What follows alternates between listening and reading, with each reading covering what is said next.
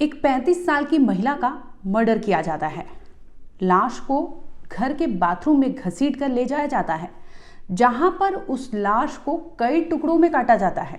इसके बाद वहां से ब्लड स्टेन्स को साफ किया जाता है और अब लाश के टुकड़ों को घर के किचन में ले जाया जाता है, जहां पर गैस पर प्रेशर कुकर रखा जाता है और उनमें से कुछ टुकड़ों को प्रेशर कुकर में लगाकर बाकायदा सीटी दी जाती है, ताकि जो मांस होता है वो पक जाए, जो स्किन्स होते हैं वो छोड़ दे, हड्डियां और मांस अलग अलग हो जाए। जिसके बाद वो जो कातिल होता है उसकी लाश के टुकड़ों को ठिकाने लगाने के लिए वो छोटे छोटे पार्ट्स में सफल हो जाए।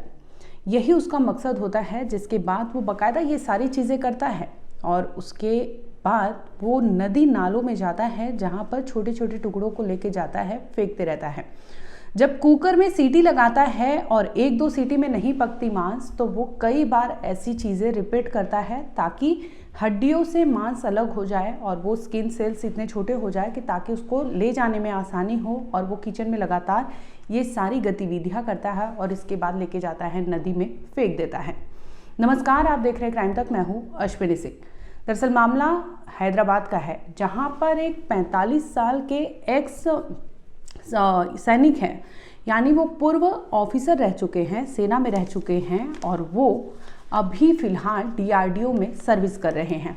डीआरडीओ में सिक्योरिटी के काम में वो लगे हुए हैं, तैनाती है उनकी। और वो चीरू कंचन बाग जेपी जगह है हैदराबाद में, जहाँ पर वो कार्यरत है डीआरडीओ के ऑफिस में, और वहीं पर वो सर्विस के दौरान रहा करते थे। लेकिन इसी दरमियान उनके घर में कुछ ऐसा होता है जिसकी वजह से वो अपनी ही बीवी को मौत के घाट उतारते हैं। इसके बाद उन्हें कई टुकड़ों में काट कर प्रेशर कुकर में पकाते हैं और जब वो वहाँ से स्किन और हड्डियाँ अलग हो जाती हैं तो वो मिक्सर में ग्राइंड करते हैं ताकि उसका एकदम फाइन पेस्ट हो जाए। अगर उससे भी नहीं होता तो घर में जो पेस्टल होता है उससे वो कूट कर उन सभी को बारीकी से पीस लेते हैं और ले जाकर वो पास के ही चंदन लेक में फेंक देते हैं। दरअसल मामले का खुलासा तब होता है जब विक्टिम है वेंकट माधवी, आपके स्क्रीन पर ये तस्वीर चल रही होगी, 35 साल की ये महिला है। ये इनके हस्बैंड गुरुमूर्ति इनके साथ अपने घर में रहा करती थी। इनके 2 बच्चे भी हैं। 13 साल पहले इनकी शादी हुई थी और ये राजी खुशी से उस घर में रहा करते थे। लेकिन इसी दरमियान जिलेल गुडा इलाका है, वहाँ पर कुछ खबर सामने आती है, जिसके बाद मीरपेट पुलिस स्टेशन में वेंकट माधवी उनके परिवार वाले जाते हैं, यानी मायके पक्ष से उनके परिवार वाले जाते हैं, गुमशुदगी की शिकायत दर्ज कराते हैं 16 जनवरी को।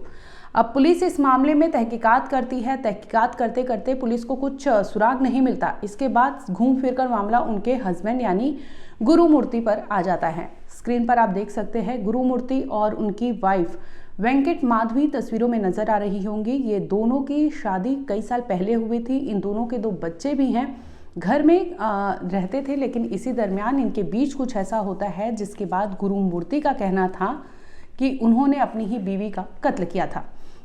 जब पुलिस को कोई सुराग नहीं मिलता तो पुलिस गुरुमूर्ति को पूछताछ करने के लिए पुलिस थाने ले आती है और कहती है कि सस्पेक्ट वही है। जिसके बाद उनसे कड़ाई से पूछताछ होती है। लेकिन 16 जनवरी की बात है, जब उनसे शुरुआत में पूछताछ की जाती है तो वो कुछ भी बताते नहीं हैं, पुलिस को बरगलाते रहते हैं। इसी दरमियान जब पुलिस सख्ती से पूछताछ करती है और मोबाइल लोकेशन, ये तमाम ऐसे एविडेंस उनके सामने पेश करती है कि तुम्हारे अलावा किसी से वो कांटेक्ट में नहीं थी। जिसके बाद जो गुरुमूर्ति होते हैं, एक्स ऑफिसर और डीआरडीओ में कार्यरत जो सर्विस है उनकी अभी, वो उनसे पूछताछ करती है तो वो टूट जाते हैं पुलिस के सामने। वो खुलासा करते हैं जो सुनकर पुलिस के भी कान खड़े हो जाते हैं कि आखिर इतना इस तरह से कोई अपराध को कैसे अंजाम दे सकता है। हालांकि अभी तक जो जांच हुई है उसमें पुलिस को कोई भी डेड बॉडी का पार्ट्स अभी तक मिला नहीं है। पुलिस लगातार जांच कर रही है। चंदन लेक के तरफ भी जाकर पुलिस वहां पर जांच कर रही है ताकि किसी तरह से कोई एविडेंस मिले, क्योंकि गुरुमूर्ति ने पुलिस कस्टडी में ये खुलासा किया है कि हाँ, उसने अपनी बीवी माधवी का कत्ल किया, जिसके बाद उसने डेड बॉडी को बाथरूम में ले जाकर कई टुकड़ों में काटा था और इससे भी उसका पेट नहीं भरता तो वो सोचता है कि लाश के टुकड़ों को कैसे ठिकाने लगाए।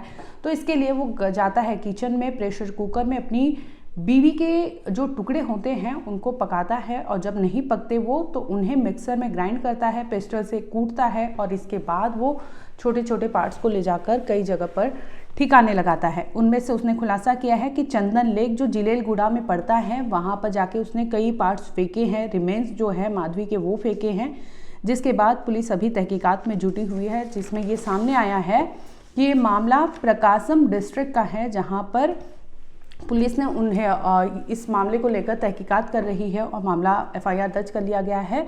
लेकिन पुलिस का कहना है कि शुरुआती जांच में यही खुलासा हुआ है कि उसने अपनी पत्नी को कई टुकड़ों में काटा था। हालांकि मोटिव अभी तक सामने नहीं आया, लेकिन इस तरह से आप सोच सकते हैं कि एक एक्स सर्विसमैन जो ऑफिसर रहा हो, जो सैनिक रहा हो और फिर वो डीआरडीओ में कार्यरत रहा हो, ऐसे में उसकी जो सोच है किस कदर होगी और किस तरह से उसने इस तरह अपराध को अंजाम दिया। और अपराध करने के बाद भी वो रुका नहीं, बल्कि अपने जो बॉडी पार्ट से अपनी वाइफ के उसे भी वो बखूबी ठिकाने लगाता है, जिसकी भनक किसी को नहीं लगती।